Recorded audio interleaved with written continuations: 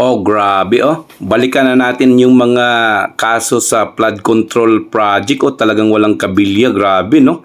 So, sa Pilipinas yan. Tapos, i-compare mo sa ibang bansa. Grabe, sobra nito. Sobra-sobra ang kabilya. Makikita mo yan sa last na video ko.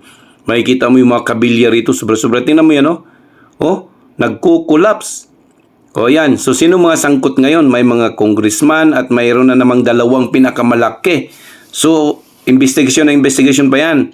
Makikita yan ngayon sa mga darating pang mga buwan kung sino talaga ang mga sangkot dyan. O tingnan mo kung paano ginawa. Wala talagang kabilya.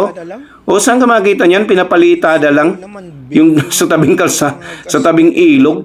Grabe, no? Tapos ganyan lang, palitada. Di magrabe talagang kurakot sa Pilipinas. Siyempre naman kung ikaw kontraktor, paano ka makapaglagay ng malaking kabilya dyan? 20% kinukuha na, 25%, 30%. Tapos siyempre, ang dami pang mga hingi-hingi. Ayan o. O, di ba? Paano mo malalagyan yan? Siyempre talaga, o yan, tingnan nyo.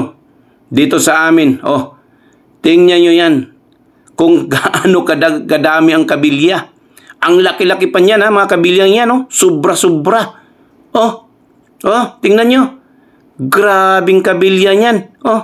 Halos di makalusot yung cellphone pag nalaglag. Di ba? Wana. Di ba? Grabe.